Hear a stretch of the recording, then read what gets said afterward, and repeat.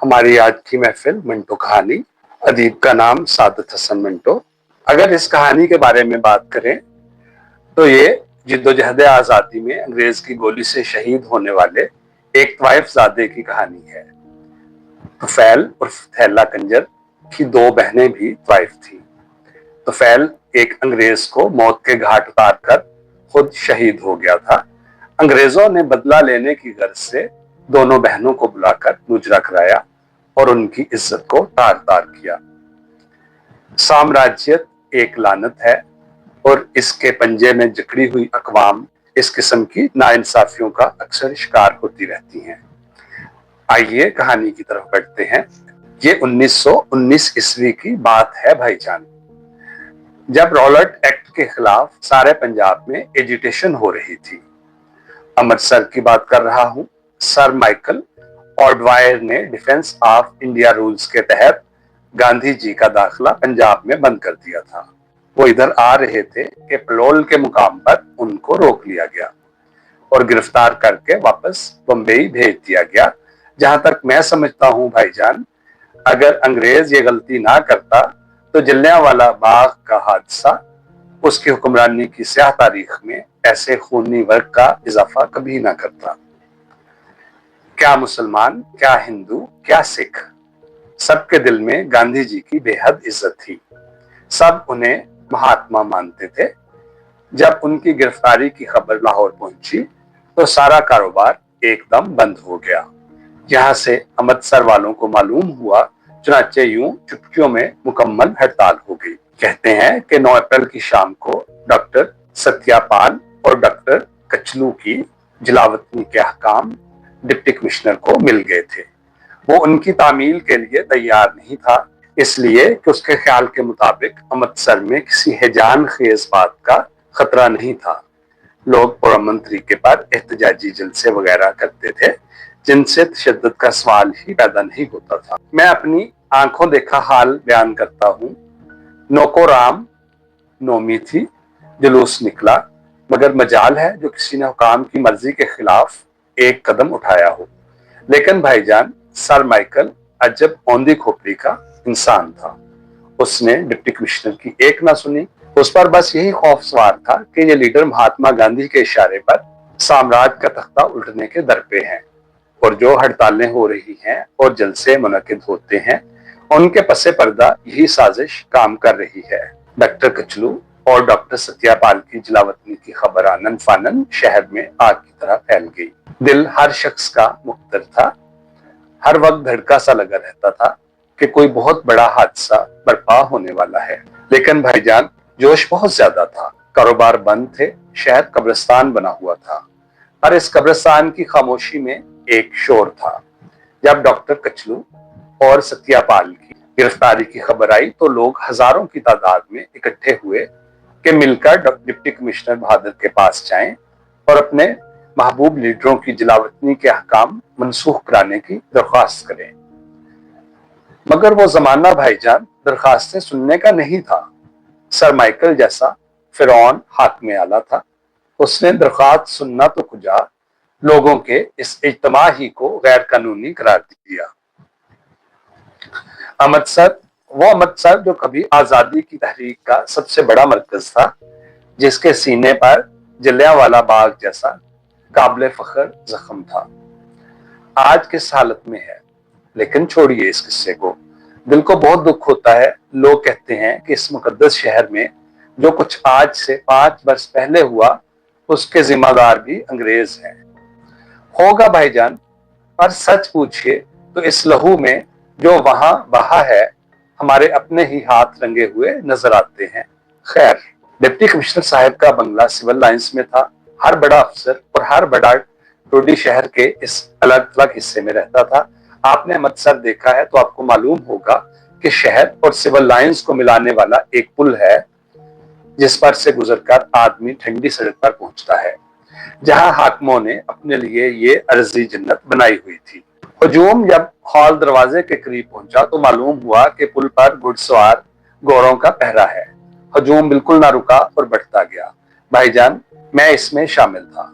जोश कितना था मैं बयान नहीं कर सकता, लेकिन सब नहित्ते थे। किसी के पास एक मामूली छड़ी तक भी नहीं। असल में वो तो सिर्फ इस गरज से निकले थे कि इज्तिमाई तौर पर अपनी आवाज हाकिम शहर तक पहुंचाएं और उससे दरखास्त करें कि डॉक्टर कचलू और डॉक्टर सत्यापाल को गैर मशरूत तौर पर रिहा कर दिया जाए। हजूम पुल की तरफ बढ़ता रहा। लोग करीब पहुंचे तो गोरों ने फायर शुरू कर दिए। इससे भगदड़ मच गई। वो गिनती में सिर्फ 20-25 थे और हजूम सैकड़ों पर मुश्तमिल था। लेकिन भाई, गोली की दहशत बहुत होती है। ऐसी अफरा तफरी फैली कि अल्लामा कुछ गोलियों से घायल हुए और कुछ भगदड़ में जख्मी हुए। दाएं हाथ को गंदा नाला था। धक्का लगा तो मैं उसमें गिर पड़ा। गोलियां चलनी बंद हुई तो मैंने उठकर देखा। हजूम तितर बितर हो चुका था। जख्मी सड़क पर पड़े थे और पुल पर गोरे खड़े हंस रहे थे। भाईजान, मुझे कतई याद नहीं कि उस वक्त मेरी दिमागी हालत किस किस्म की थी।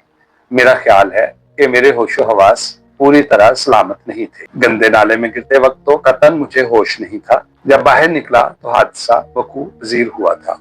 उसके खदोखाल आहिस्ता आहिस्ता दिमाग में उभरने शुरू हुए। दूर शोर की आवाज सुनाई दे रही थी, जैसे बहुत से लोग गुस्से में चीख रहे हैं।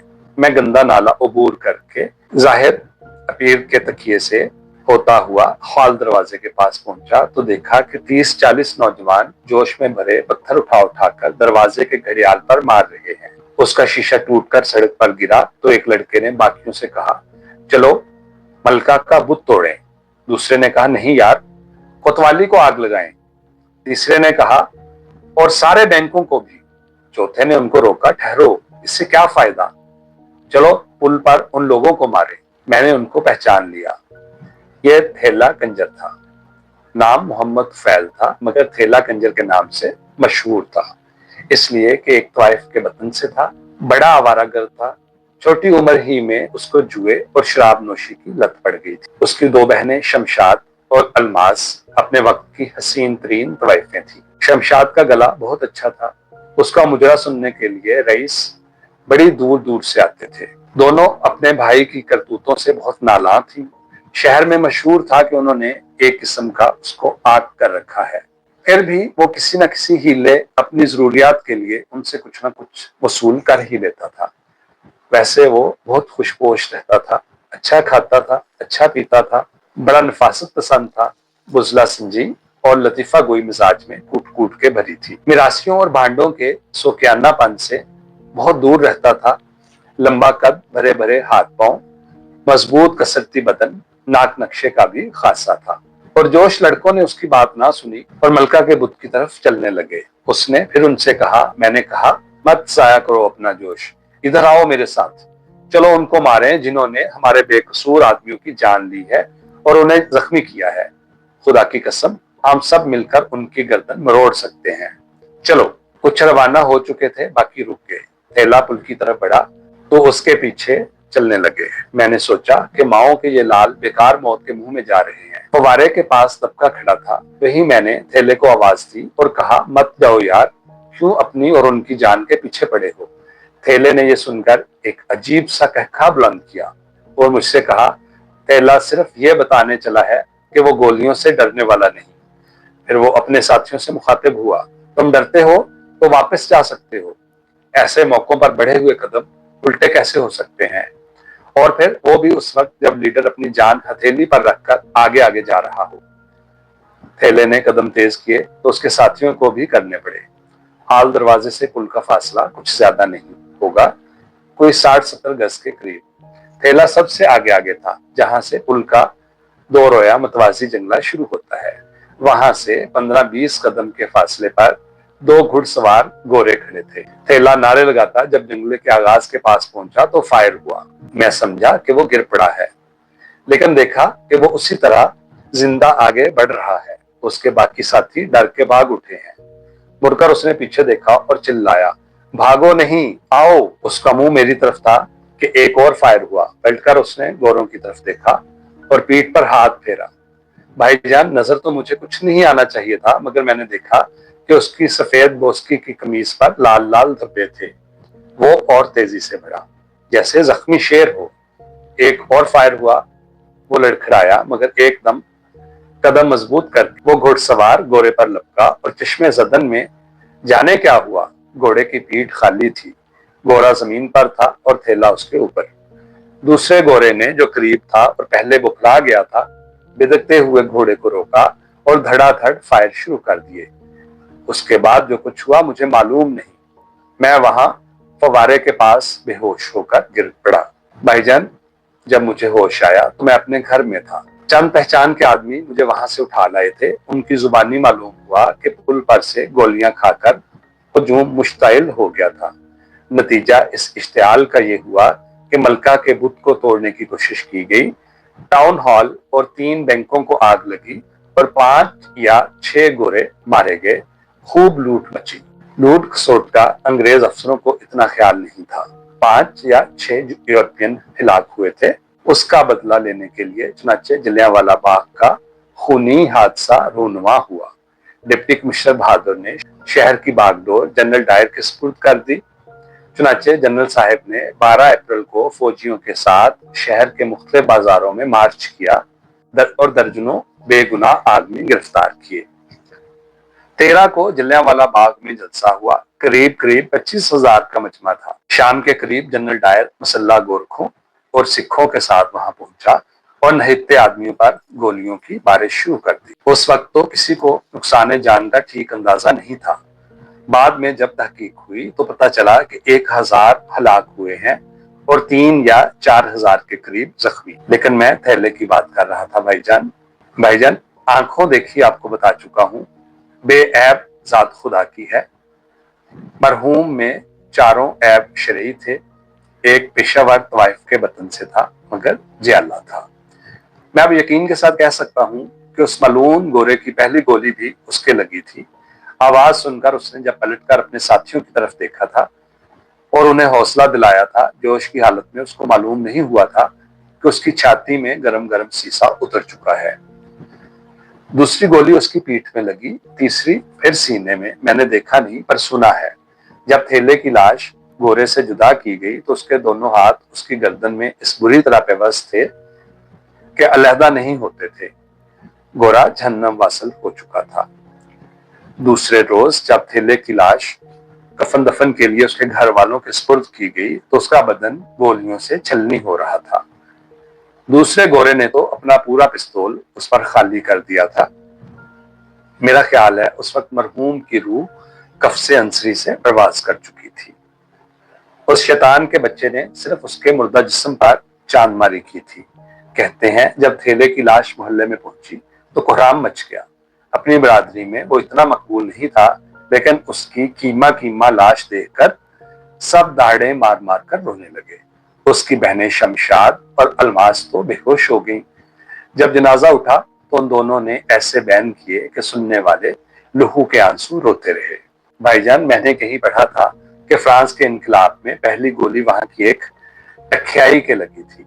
मरहूम मोहम्मद तुफैल एक तवाइफ का लड़का था। इनकलाब की इस जद्दोजहद में उसके जो पहली गोली लगी थी 10वीं थी या 50वीं, इसके मुताल्लिक किसी ने भी तहकीक नहीं की। शायद इसलिए कि सोसाइटी में उस गरीब का कोई रुतबा नहीं था।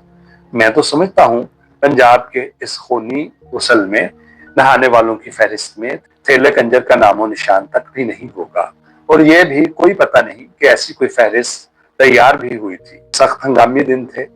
फौजी हुकूमत का दौर दौरा था।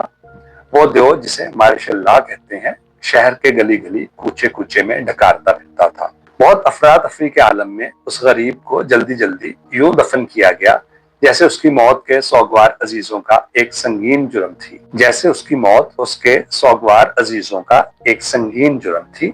जिसके निशानात वो मिटा देना चाहते। बस भाईजान, थैला मर गया, थैला दफना दिया गया। और ये कहकर मेरा हमसफर पहली मर्तबा कुछ कहते कहते रुका और खामोश हो गया। ट्रेन दंदनाती हुई जा रही थी।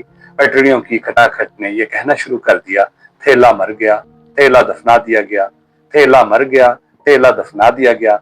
इस मरने और दफनाने के दरमियान कोई फासला नहीं था, जैसे वो उधर मरा और उधर दफना दिया गया। और खटखट के साथ उन अल्फाज की हमआहंगी कुछ इस कदर जज्बात से आ रही थी कि मुझे अपने दिमाग से इन दोनों को जुदा करना पड़ा।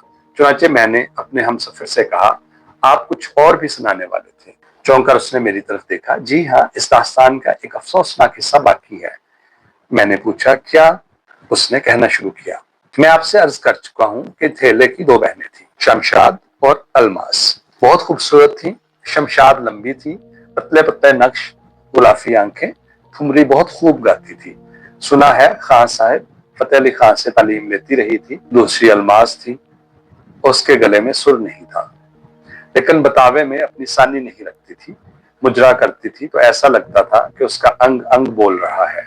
हर भाव में एक घात होती थी। आंखों में वो जादू था जो हर एक के सर पर चढ़ के बोलता था। मेरे हमसफर ने तारीफ और तौसीफ में कुछ जरूरत से ज्यादा वक्त दिया, मगर मैंने टोकना मुनासिब ना समझा। थोड़ी देर के बाद वो खुद इस लंबे चक्कर से निकला और दास्तान के अफसोसनाक हिस्से की तरफ आया। किस्सा ये है भाईजान, इन आफत की पर काला दो बहनों के हुस्न जमाल का जिक्र किसी खुशामदी ने फौजी अफसरों से कर दिया। बलवे में एक मेम, क्या नाम था उस चुड़ैल का, मिस श्रुड मारी गई थी। तय ये हुआ कि उनको बुलाया जाए और जी भर के इंतकाम लिया जाए। आप समझ गए ना भाईजान?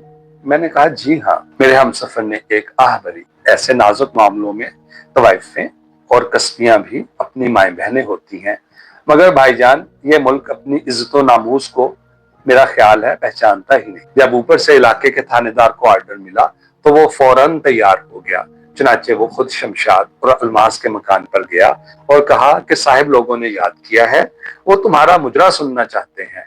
भाई की कब्र की मिट्टी भी अभी तक खुश्क नहीं हुई थी। अल्लाह को प्यारा हुए उस गरीब के सिर्फ 2 दिन हुए थे कि ये हाजिरी का हुक्म सादिर हुआ कि आओ हमारे हुजूर नाचो। अजियत का इससे बढ़कर और अजियत तरीका क्या हो सकता है? मुस्ताब मस्खर की ऐसी मिसाल मेरा ख्याल है शायद ही कोई और मिल सके। क्या हुक्म देने वालों को इतना ख्याल भी ना आया कि तवाइफ भी गैरतमंद होती है? हो सकती है, क्यों नहीं हो सकती? उसने अपने आप से सवाल किया, लेकिन मुखातिब वो मुझसे था। मैंने कहा, हो सकती है। जी हाँ, थेला आखिर उनका भाई था। उसने किसी कुमार खाने की लड़ाई भिड़ाई में अपनी जान नहीं दी थी। वो शराब पीकर दंगा फसाद करते हुए हलाक नहीं हुआ था। उसने वतन की राह में बड़े बहादुराना तरीके पर शहादत का जाम पिया था। वो एक तवाइफ के वतन से था, लेकिन वो तवाइफ माँ थी और शमशाद और अलमास उसी की बेटियां थी और ये थेले की बहनें थी। तवाइफें बाद में थी और वो थेले की लाश देखकर बेहोश हो गई थी। जब उसका जनाजा उठा था तो उन्होंने ऐसे बयान किए थे कि सुनकर आदमी लहू रोता था। मैंने पूछा, वो गई? मेरे हमसफर ने इसका जवाब थोड़े वक्फे के बाद अफसुदगी से दिया। जी हाँ गई, खूब सज बनकर। एकदम उसकी अफसुदगी तीखापन इख्तियार कर गई। 16 सिंगार करके अपने बुलाने वालों के पास गई। कहते हैं कि खूब महफिल जमी। दोनों बहनों ने अपने जोहर दिखाए। जर्क बर्क विश्वासों में मलबूस वो कोहकाफ की परियां मालूम होती थी। शराब के दौर चलते रहे और वो नाचती गाती रही। ये दोनों दौर चलते रहे और कहते हैं कि रात के 2 बजे एक बड़े अफसर के इशारे पर महफिल बर्खास्त हुई। मेरा हमसफर कुछ देर खामोश रहा, फिर वो उठ खड़ा हुआ और बाहर भागते हुए दरख्तों को देखने लगा। पहियों और पटड़ियों की आहनी गुड़गुड़ाहट की ताल पर वो उसके आखिरी 2 लफ्ज नाचने लगे। बर्खास्त हुई, बर्खास्त हुई। मैंने अपने दिमाग में उन्हें आहनी गुड़गुड़ाहट से नोचकर अलहदा करते हुए उससे पूछा, फिर क्या हुआ? भागते हुए दरख्तों और खंभों से नजरें हटाकर उसने बड़े मजबूत लहजे में कहा, उन्होंने अपनी जर्क बर्क पिशवाजें नोच डाली और अल्फ नंगी हो गई और कहने लगी, लो देख लो, लो देख लो, हम थेले की बहनें हैं, उस शहीद की जिसका खूबसूरत जिस्म को तुमने सिर्फ इसलिए अपनी गोलियों से छलनी किया था कि उसमें वतन से मोहब्बत करने वाली रूह थी। हम उसी की खूबसूरत बहनें हैं। आओ अपनी शहवत के गरम गरम लोहे से हमारा खुशबुओं में बसा हुआ जिस्म दागदार करो, मगर ऐसा करने से पहले सिर्फ हमें एक बार अपने मुंह पर थूक लेने दो। ये कहकर वो खामोश हो गया, कुछ इस तरह कि और नहीं बोलेगा। मैंने फौरन ही पूछा, फिर क्या हुआ? उसकी आंखों में आंसू डबडबाए। उनको उनको गोली से उड़ा दिया गया। मैंने कुछ ना कहा। गाड़ी आहिस्ता होकर स्टेशन पर रुकी तो उसने कुली बुलाकर अपना असबाब उठवाया। जब जाने लगा तो मैंने उससे कहा, आपने जो दास्तान सुनाई उसका अंजाम मुझे आपका खुद साख्ता मालूम होता है। एकदम चौंक कर उसने मेरी तरफ देखा। یہ آپ نے کیسے جانا؟ میں نے کہا آپ کے لہجے میں ایک ناقابل بیان کرب تھا۔ میرے ہمسفر نے اپنے حلق کی تلخی تھوک کے ساتھ نگلتے ہوئے کہا، جی ہاں، ان حرام۔ وہ گالی دیتے دیتے رک گیا۔ انہوں نے اپنے شہید بھائی کے نام پر بٹا لگا دیا۔ یہ کہہ کر وہ پلیٹ فارم پر اتر گیا۔